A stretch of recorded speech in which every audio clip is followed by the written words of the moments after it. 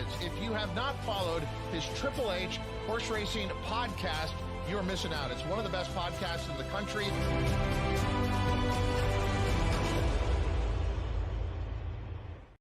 Good evening and welcome to episode 15 of Great Race Plays right here on the HHH Racing Podcast, as we are here to cover, as usual, the late pick 4 on Sunday at Santa Anita, and what an unbelievable weekend it's going to be, of course, featured by the Saturday Santa Anita Derby. I'm here with my good friends Pete Visco and Paul Halloran. Gentlemen, let's go ahead and bring on right now, without further ado, our special guest. First time on Great Race Plays, not the first time on the HHH Racing Podcast, as he joined the Betting and Boozing guys early this week. I've known him for a long time, not personally, but I've known of him for a long time. I'm so happy to get to know him a lot better through our wonderful partnership with Santa Anita and First Racing. Let's bring him on from California and from DRF, Mr. Gino Piccola. What's up, Gino? How you doing tonight? What an intro for me. Thank you, Howard. I guess I don't know about special guests, but I'll do my best here because we always know that if you're not picking some winners in the world of horse racing, you're not doing your job. So pressure's always on. Hopefully I can help lead folks in the right way a few times tonight. Oh, I'm sure you will. We try to do the best information possible. I want to apologize to all the West Coast viewers out there. We just had a show about Keeneland. Of course, Keeneland opens this week. I had some Keeneland gear on, but Gino, I usually sport the First Racing hat and represent Santa Anita. There you go. Paul Halloran's got it, and Pete's got it as well. So we are all set. My DRF today. Yeah, so I've got There you go. Love it. We got some Italian blood on the show. Gino Nicola Baccola Jr. That sounds fantastic. Wow. See, that's what we like. Howard doesn't like it. He's anti-Italian, but we always say on the show. But me and Gino, Paul don't listen to him. Don't listen to him. He always gives me crap. I don't know. I don't even know how that even started. Oh, I know why. I think you probably I didn't pick a lot of the Italian. I wasn't picking a lot of the Italian named horses. You didn't. There we pick go. All of a sudden, Gino, I don't like discriminating against us. I understand now. I see how it is. Okay. Even though I picked Tory like 20 races in a row back in the day, not quite as much anymore. Anyway, we digress. Gino, very quickly, for people who are not familiar with you, can you tell everyone what you're doing with DRF, how that relationship started, and maybe very quickly, your where you're from, and just very short background. Yeah, I actually grew up really close to Santa Anita. I would love to tell this story. My mom and dad met each other at the racetrack. My mom sold the digest out front. My dad is a general contractor, so his schedule is perfect timing to go to the racetrack, right? He works early in the morning. He's done at about 1 o'clock, and then boom, heads right over to the track. So he'd head out to Santa Anita every day. And when my mom was 17, she was a senior in high school. She had just one period per day that she had to go to class for. So she would go to school for like 50 minutes and then head over to Santa Anita. She'd start working. And my dad would come in every day and he'd ask her out. And every day she'd kind of roll her eyes. And, if you're a girl at the racetrack working, you're probably getting a lot of that every day from a lot of different people. But one day my dad and my grandpa had owned a horse that they had been waiting for to run back for a while. And this was back in the day before the workout reports, before there was a lot of great information like that. So they knew this horse was going to run well. And my dad bet 50 to win on the horse. And he came down and he said, "This horse is going to win. This ticket's for you. And when it does, you're going to come out on a date with me later tonight." Nice. And think the horse was 35 to 1. So a couple grand for mom, for Mrs. B. And Wow. I'm very glad that it was a good day for Pops, or else I probably wouldn't be sitting here talking racing with you guys right now. Was that legal in California in those days, Gino? Yeah. Right? Yep. Exactly. We have one of our favorite Italian viewers, Ralph Conti, on the bottom of the screen. You can see it there. More Italians coming every week. Ralph, we appreciate Gino being here. We got a lot to talk about. Terry Frank, by the way, says it's a great story on the bottom of the screen. He's from St. Louis. We got people literally from all over the country. Love it. In fact, all over the world, Gino, watch our shows. We really appreciate it. Let me go get some quick advertising and we'll move on. You can listen to us on Apple Podcasts, Spotify, and Anchor.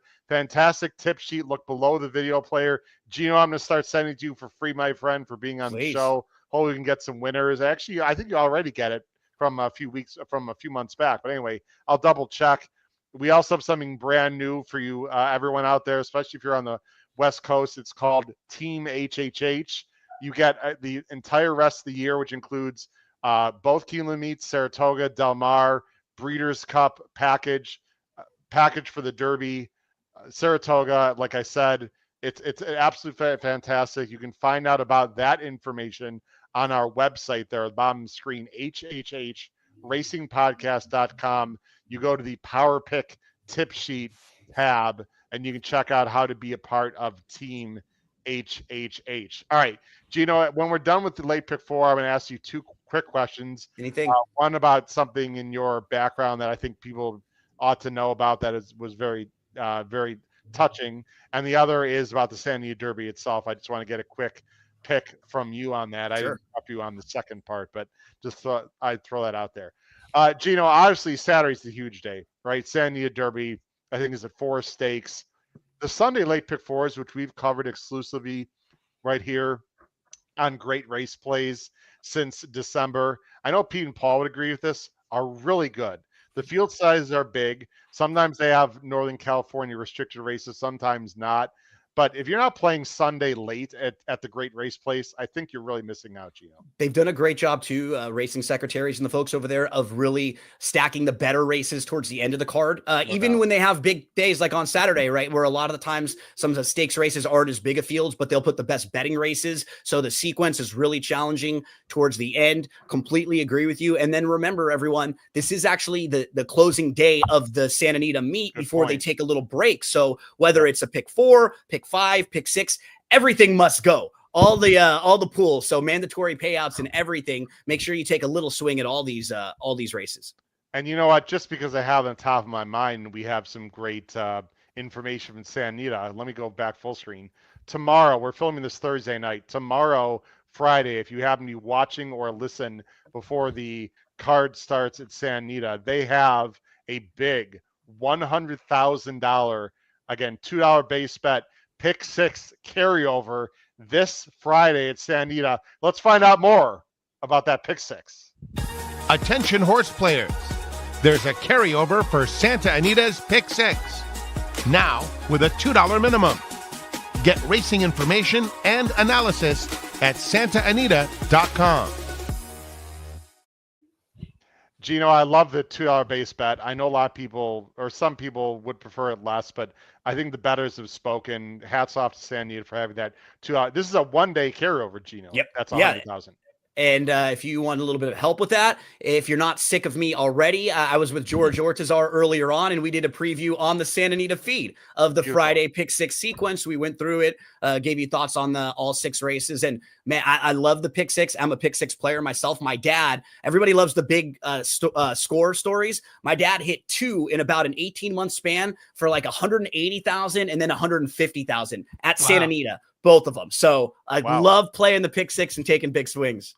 That's awesome. awesome. I agree with you. It's a lot of fun, and we're going to be, I'm gonna play it a little bit tomorrow as well. And also, last thing, Noah Maher is here. Noah, host of Pacific Horse Players. That guy on the bottom screen looks familiar. Noah's joining. We support each other, Gino, obviously throughout our shows. I also want to mention tomorrow, Friday night, there's a show through Santa Anita on their YouTube channel and X handle, hosted by Jeff Chapman, and I will be on that show. Gino, I'm assuming you're going to be on as well. We're going to talk about the late pick 5 on Saturday. So we're all about first racing in Santa Anita this week for sure. Let's get to the race 9 opens the pick 4, however, on Sunday. Gino, you see our pick scrolling at the bottom of the screen. I'm going 9-11-5. Gino's going 9-2-3. Wow, what is going on? Paul's going 9-3-5, and Pete is going 9-5-11.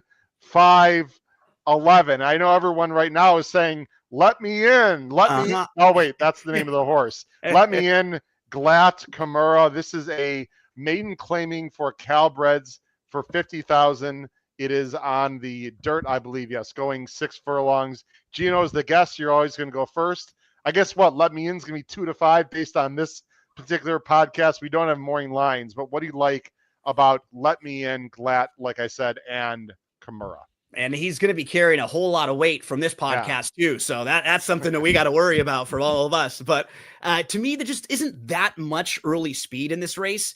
I think from the outside, he's going to be able to sit really close. He should be forwardly placed, and he's dropping in class. He faced maiden special weights last time out. Now he's in for maiden 50s. The horse that he ran into last time actually came back and won at the same level and was disqualified. And it wasn't like a race DQ. I think it was like a drug DQ or something along those lines. So the horse actually, medication DQ. So was back to back, basically winning at the very same level, right? So that was a difficult horse that you're not normally going to run into at a Calbred maiden special weight level. And Let Me In is taking another drop on top of that. So I could see this horse sitting really nicely from the outside, maybe letting one or two of the horses to the inside of him go, just sitting off and being within striking range throughout. So this might be a horse I would single. I usually play multiple tickets. I would be okay with maybe singling this horse on one ticket to start. Then you got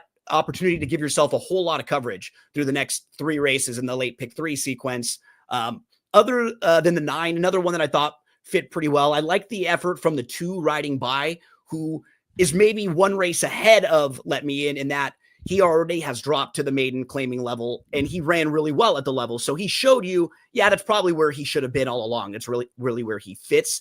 He kind of got, he had to shift out late, and I thought it was a pretty good effort. He actually took the lead before tiring. Now something that they could build off of. Those are the 2 horses, because I do think if the 9 loses or gets beat, it's probably because there was a battle up front. Maybe the 9 was pushing a few other horses early on. I think the 2 might be a horse that could capitalize and maybe take advantage coming from off the pace. Right about here, kind of strikes the front. Yeah, I took the lead, and right here is the 2. Just couldn't hold on. Pete and Paul, I think you feel somewhat the same way I do. I'm sure the 2 can be a factor. Gino, I'm not going to poo-poo your second choice there, but I'm looking for fresh faces. I'm looking for drop downs. That's why I think we all have the 9, at least part of the reason why we have the 9. My computer's acting. Let me just take that off the screen. My computer's acting up a little bit. I think that's part of the reason why we all have the 9. Why don't we just take one horse, each one of us, very quickly, because there is 4 of us. Talk about the 5, Pete, who Paul has in 3rd. You have in 2nd. That would be, we don't have numbers here. Let's see. That would be Charlie Pride, correct? Another one coming out of main 50.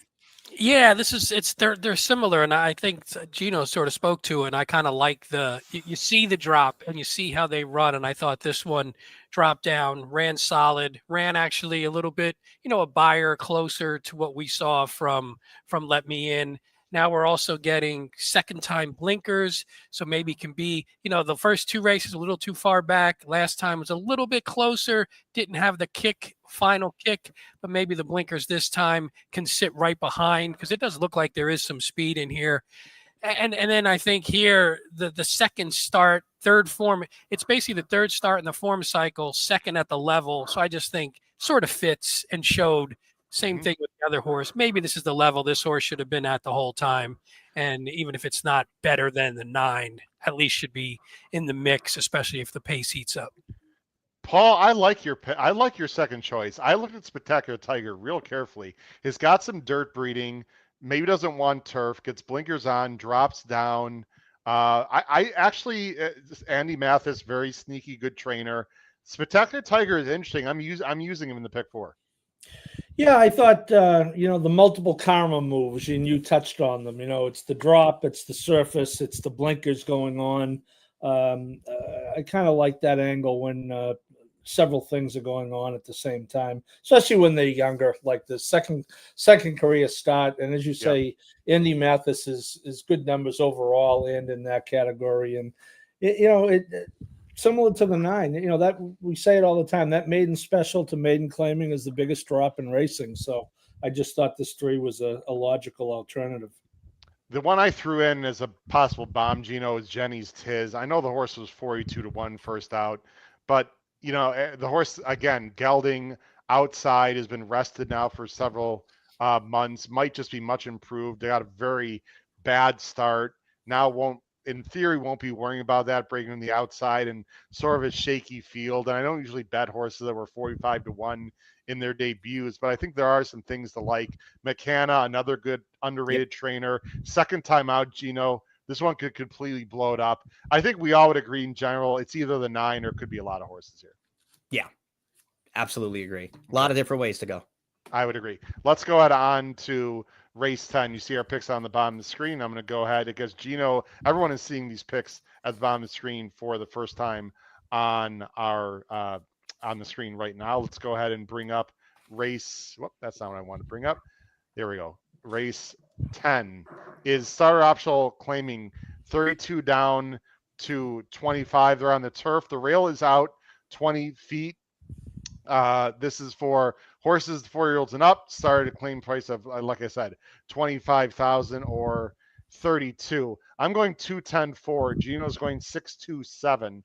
Paul's going 264. Pete's going 10-8. Two of us going with the 2, 6, and 10 for Gino and Pete. Gino, you're going with Busy Channel, a horse that I think the three of us know well because the horse used to race in the Midwest and out east. For Jonathan Thomas, who has a string out in California, doing well. Raylu, I know Paul has a personal connection to Raylu, and I'm sure could laud the praises of that jockey. Let's talk about Busy Channel, your top pick in race 10, Gino. Yep, and just a quick mention too. If the horse to the outside draws in, I think an absolute must use. Fantastic on the also eligibles list. That's a major player, but I don't like talking too much about horses that aren't in, but just saying if the horse draws in, make sure to use because we'll be a major player. Busy Channel, I like when you can go through horses' recent form, each of their races, and it all makes sense to me. I thought that last effort was not a bad effort, just maybe a little bit too close to the pace early on. I think he wants to sit a little bit more off the pace. He's a 9-year-old now, just super consistent. He's been in the money in 22 of his 41. You go 2 starts back. It's a really good third place effort. That was the first start in a couple months. 3 starts back on November the 16th. That's actually the claiming crown. That was a loaded race when he's behind Echo Lane. The runner-up, Segoy, that's actually a graded stakes winner. Third place finisher, Hero, came out of that race to win next time out. I think there were 4 next out winners in this race that you're pulling up with the formulator PPs right there, Howard. So you go through his form race by race. I think for the level, he fits really well. Has a nice tactical running style where he has a little bit of early speed, but I'm hoping he's sitting off like where he's been best, where he's 3rd or 4th, likes to win races. He's crossed the wire first 8 times. So yeah, I think Busy Channel makes a lot of sense in here. And then the 2 to me was just kind of super logical. Yakovlev is in really nice form right now and earning a 94 buyer speed figure last time out. That was sprinting, but you just go 2 starts back and you see the horse was fine when going a little bit longer too. This is Hector Palma, first start off the claim. How about the DRF formulator stats for Palma? Last 5 years, 10 for 34 first off the claim, 29% with a $4.21 ROI. So he's won with 4 of the last 6 too. Not necessarily a barn that claims a whole ton. They just don't have a bunch of numbers. But look at it right there. That's a crazy stat for first off the claim for a smaller barn that would blindly betting $2 on every one of those horses. You've earned back $4.21 and more than doubled your money. Hey, Gino, he even gets better if you click on the turf for that one, too. I think he's won 4 straight, and I had it at like 45% wins on the turf. So even on the turf, it gets even nuts. The only thing I didn't have, sprinter route, he was only 3 for 41. So we talk a lot of stats on here. I always bring up the stats, and it's funny when you have one good, one bad, and you have to figure out which one you could weigh. Exactly right. The mixed signals. Yeah. Or you just toss them both. Because I thought I like that horse. I think I had him last time on the show that he ran, and I liked him more at sort of the 6 furlong to win. And I think maybe you can get, because I assume he'll be the favorite. I think so too. Yeah. So I was like, if you're looking for a knock against him, you see the 0 for 4 in the top 2 at the distance. Maybe that's how you could beat him if you're trying to beat a favorite. Yeah. Gino's starting to realize quickly that we are big time form and DRF fans. I'm quickly snapping through everything, which is why I have an email and a call into Tom Quinones, Gino. We can get some sponsorship and some more love from DRF because we'll work on that. DRF products, Gino, for 4.5 years since we started the show. So I'll put a little birdie in. I know someone who works over there. So I would really appreciate that. We'll talk later. I have Yakovlev, by the way, guys. And I'm fortunate enough, Gino, to have been asked by Andrew Arthur and Jeff Chapman, both of them, to write for Santa Anita. So I'm actually part of the expert selections on the website as well, which I enjoy doing. I mentioned Yakovlev actually raced in the very last race, guys, of the NHC contest. The Yakovlev won that race, so that I remember that name very well. I was not in the final table, but hopefully I will at some point. Did it really well, beat a really nice horse in Noble Reflection. Pete, I hear you with the distance. I just think he is way the class here. I would He take is. as low as 7 to 5, 8 to 5. Gino, if he sits a good trip, I think he wins. I'm not going to mess around. I do respect the 9-year-old. However, Pete, you want to quickly talk about the 10? We'll let Paul talk about anyone and we'll move on. Yeah, I thought the 10 was just in sort of solid form. Came off a pretty lengthy, whatever that is, August. Is that McKinnon, by the way? Yeah, McKinnon. Sorry. Yeah, Go that's ahead. McKinnon. Yep. Came off a pretty lengthy layoff. Didn't run great. Was actually, I thought a little bit, that race was a little bit disappointing to me, but hopefully actually beat a few of the other horses that are in here. They all sort of ran out and beat a few. But I just thought he could be a little sharper second off that layoff. He's had a couple nice works coming in, so maybe that shows that he's gaining that fitness back. I mean, he's 6 years old, so maybe it took him one to sort of get his legs under him. And I think his best races just put him in the mix. And again, it's not like these horses are all winning a lot of races, so you're looking for one that maybe can improve and maybe is going to get the trip that day. Well, I know you're not embarrassed to have him on top, and I'm slightly embarrassed to have him second because he's 3 for 20. But I didn't see a lot of other places to go, Pete, in this race, and that's why I have him second. I'm assuming you feel the same way. Paul, you got Yakovlev also. Did you want to add anything to the conversation? No, I think Pete brings up a valid point on the distance, and we talk about it all the time. Sometimes that these horses who like to close just have more punch at a sprint, but as you or Gino pointed out, the race 2 back is a good race, and there's fantastic Gino shows up in that race. So, and that's something I'm great at doing, not paying attention to the horses that draw in. Right? I do Don't it turn the as page. well as I am grade 1 at doing that. So I'm glad you brought that up, Gino. So when I do it on Sunday, I'll feel extra stupid. No excuses now. It has been noted, use if in on my PP. So. There we go. But yeah, no, and I'm glad Gino likes the 6 as well. The 6 is clearly my second choice. Okay, so we have a lot of Yakovlev we're using. Again, Gino, if the Fantastic gets in, pay attention to that. Very nice race. Let's go on to leg 3. Leg 3 on Sunday. We're doing late pick 4. Really nice older horses. Allowance optional, 50K. It's a field of 10. They're going a mile and a 16th on the dirt. We don't have morning lines. I'm guessing number 4, Canada Gate, might be the favorite for Sadler and Rispoli. Gino, in my write-up on the website, I thought there was some possible future stake horses in this race. Yeah. There's some younger 4-year-old up-and-comers. And when I analyzed this race and then I saw your pick, my friend, and I don't want to steal what's going to happen at the end of the show with our best bets, but you're like, no, I'm not so sure about these younger ones. I'm going to go with the wily veteran. Here's our picks on the screen. I'm going 6-4-9. Gino's going 8-6-4. Paul's going 4-6-10. Oh, and look at this. Pete, also 4-6-10. Finally. 6-10. My wonderful co-host. It's all day on both the shows. Usually me and Paul are in sync. It feels that way. Yeah. A very strong pick here for you, Gino. You're going to go with Ghazali for Serin and Carmona, the 7-year-old. Yep, I like playing horses like this in races, just how you were describing it, because I do think there might be 3 or 4 horses that at the end of the year or down the line end up being better horses than Ghazali and maybe stakes horses. Right now in this particular race, I think he fits really well because I think he might finally get a nice setup in here, and he hasn't really been getting one of them recently. You start going through each of his races and who he's been facing. Eagles Flight, who is the brother to Flightline. You go 2 starts back. New King, that's a Baffert runner who just sat a really nice trip. They actually ran in the big cap following that one. He won sitting just off the pace.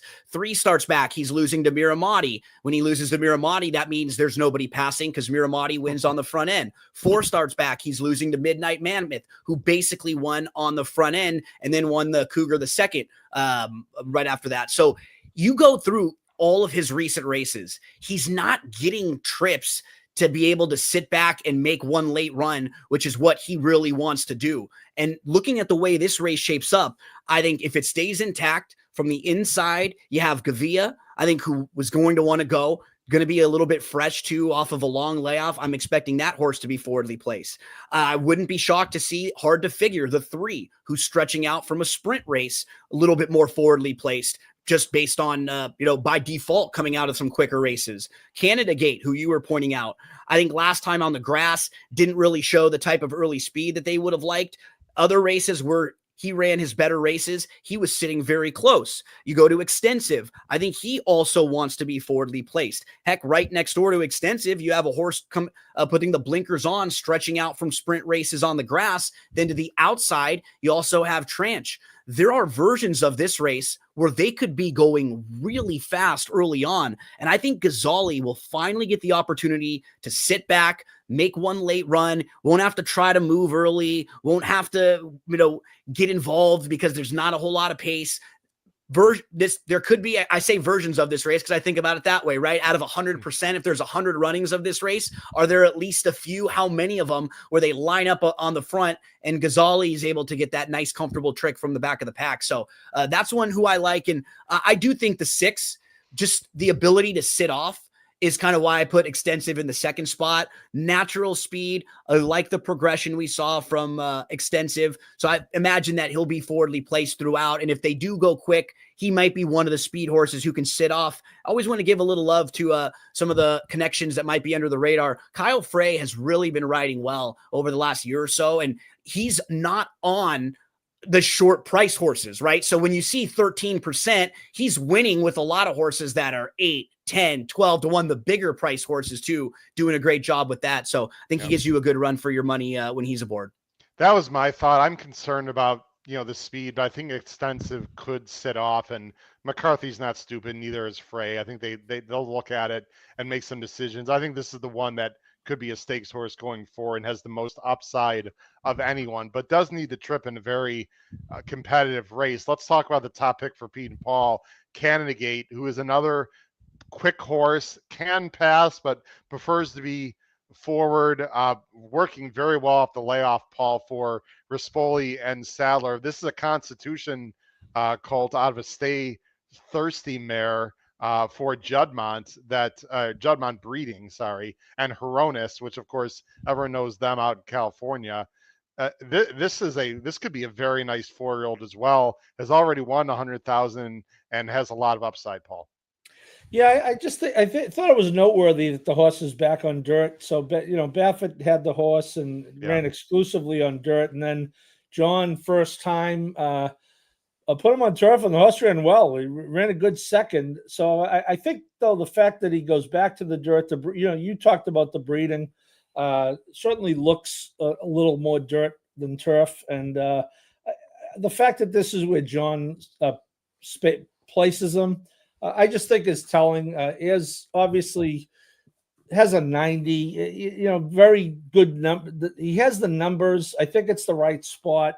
He's got Rispoli. I just think he has a lot going for him. Pete, there is early speed, but there's no dead early speed. And geez, every time I think a race might melt down, it just doesn't, especially in California. And you could be exactly right and look like a genius on Sunday. And I'm going to use your horse, but man, Pete, it doesn't feel like a lot of races fall apart in California. No, they generally don't. But I was sort of looking at it similar to Gino, and I was actually hoping Canada Gate would get the trip that he got on the turf last time, where instead of being a little bit closer, if the pace does get a little dicey up there, would actually just sit off. And I think if this horse sits off, he's talented enough, and we see that the dirt form is there and the works have been good coming in. I think if we can get that, I think it puts him in a really good spot. So that's what I was hoping for. But I agree with Gino. I think that's the kind of trip that could win. I was just hoping my horse would be ahead of yours, Gino, and would get to the wire first. And Pete, you know what? That's how I had the 6 and the 4 in the second and third spots, thinking they were the two horses that they've at least shown us that. I love it as a horse player. When you see a horse like Canada Gate, we weren't really sure if Canada Gate could sit off in the first couple races. It looked like he didn't really want to be that far out of it. Like, it had to be really, really close. Last time out was a different dimension, had to come from mid-pack, a few lengths off, and showed that he absolutely could pass horses. So yeah, I think he's definitely a player and one that I will be using in the pick 4 for sure. Yeah. The penultimate leg, very difficult. Of course, it also starts the $5 late double, which I'll tell you what is going to be tricky, because that race into this one right here that we're going to talk about right now, as you see our picks on the screen, is a freaking challenge. I can tell you that right now. The last race, claiming 25, 1 mile on the turf. Again, rails are out 20 feet. This is also non-winners of 2. It's a big field of 11. The 11 is the AE in the race, so main body has 10. I have no idea who the favorite's going to, I shouldn't say that. I have some idea, but I wouldn't really want to speculate. I'm going 7-3-4. Gino's going 1-4-7. Paul's going 4-3-5. And Pete is going 3-4-10. Gentlemen, we don't have 25 minutes to go through this race, so let's just briefly talk about our top choice. I'm going to start this time with Big Juanito. Big Juanito, the number 7, as I bring this up here, guys, has had some trouble trips. I think the form of the number 7 is dirtied up. He's been off since February. This is not the best field I've ever seen. When he's right, he's shown a nice ability to close. I think there's enough early speed. He's not a dead closer. I just like the small layoff here, the trouble lines, and the field is very shaky. So I'm going to go with a horse that I think is going to be, I might get 6-1. Maybe that's stinking thinking on my part, but I think I might get a price on Big Juanito. Gino, you're going with the rail horse in the finale, and that would be Cantaro de Oro for O'Neill and JJ. What do you like about this one? Yeah, last time out was on March the 1st, finished 9th. If you look at the finishing line, you're going to wonder why, but the horse had legitimate trouble. And it was one of those trips where it was inside, was sitting like 3rd or 4th, just behind the leaders. And then the winner of that race, Navajo Warrior, made an early move. And what happened when Navajo Warrior went and made that early move, it shuffled the horse that was on the lead back, and it pushed Cantaro Oro back and kept pushing this horse all the way back to where he went from sitting 4th, like about a length off, all the way back to 7th, losing like 3 lengths of positioning. And then at that point, the race was over because Navajo Warrior ends up winning. He separated and he crushed that field. So I think if you just look at the finishing margin, a lot of people might look at that and dismiss and not see what really happened. The way this race shapes up too, I think Over the Ocean is going to go. I'd imagine Naismith coming out of the sprint races will be forwardly placed and be kind of in the mix as well. I don't think they're going to be flying in here, though. I think it'll be like, those couple. I'd love to see Cantaro de Oro sit the same sort of trip that he did last time, down on the inside, just behind the leaders. You should get a really nice trip with Hernandez aboard. So, yeah, I think because he's a winner too at Turf Paradise, sometimes you'll kind of see that and people will dismiss a horse like this and they end up floating up even more. But I think he fits with this group. There really are no monsters in here. Nobody scares me. It's a difficult way to end a pick 4 because my initial time through, you asked me to send you top 3. I had 1, 4, 7, 3, 8, 10. Like I'm in like all over the place.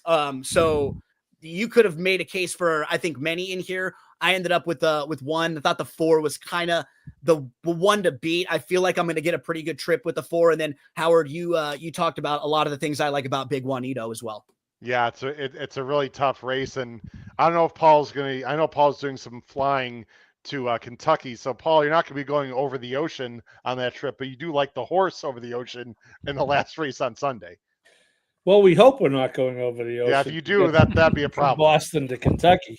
Well, let's just end that there. Yeah, I really think interesting to hear Gino talk about the pace scenario. I really, and it's one of the reasons why, Howard, I get what you're saying on the 7, but I want horses that are going to be forward here because I don't think they're going to be that many of them. And I agree with Gino. I don't think they're going to be going that fast. And I think that this 4 has a very good chance of wiring this field. Yeah, no doubt about it. It's always tricky to see what the pace scenario is going to be like. But as we've talked about, Gino, on the show, especially for, excuse me, East Coast and Midwest handicappers, when the rails are out at Santa Anita, speed can definitely carry more. And so we'll see what happens in the last race. Pete, you are thinking a little more my lines with a closer, Blacker and Barrios, Hurricane Way, who might be a better closer than Big Juanito, to be very honest. If the pace does heat up, I think this is the one that could get the money with the right trip.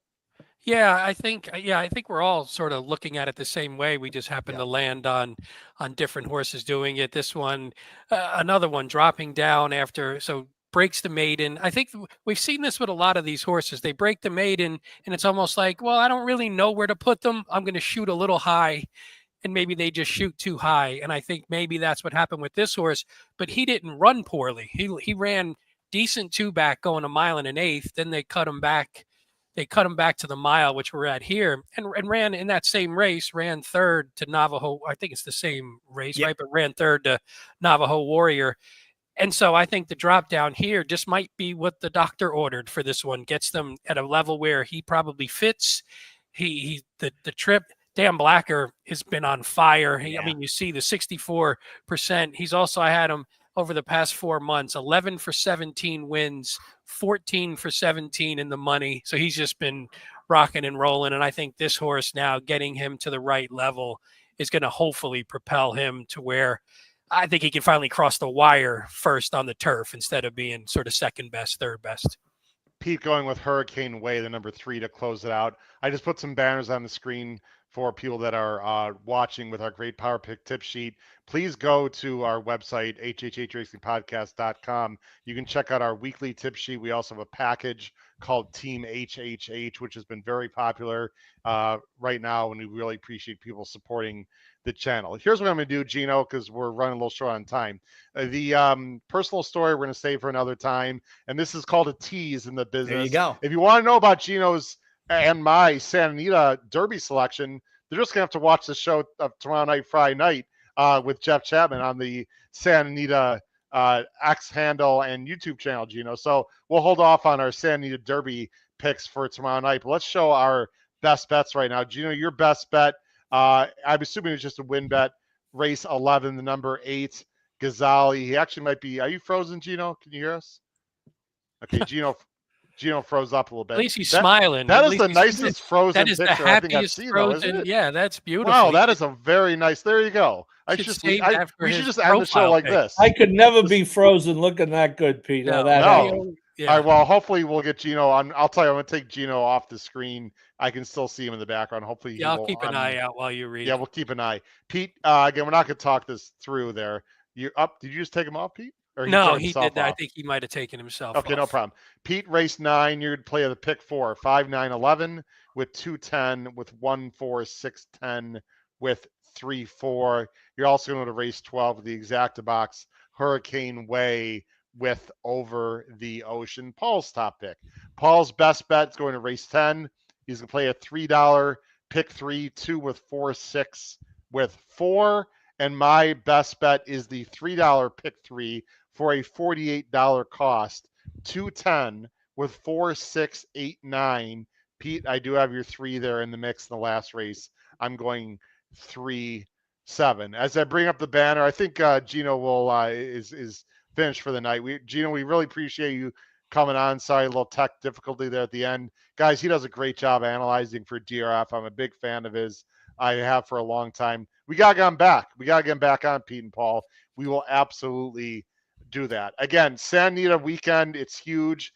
Saturday is the Santa Anita Derby and 3 other stakes, and a really, really good late pick 5 Saturday with monster fields, and Sunday's late pick 4. We just went over. Again, Pete and Paul, hundreds of people watching. We greatly appreciate, especially those watching on the Santa Anita X channel. Again, go to our YouTube channel and subscribe. Go to our website, hhhracingpodcast.com, and check out Power Pick tip sheet opportunities. For my co-hosts, Pete Visco, Paul Halloran, this has been your host, Howard Kravitz. We wish everyone a lot of success this weekend at the great race plays on Saturday, but especially Sunday for the late pick 4. Crush your bets at Santa Anita. Take care, everyone. Have a great night. Bye-bye. Right.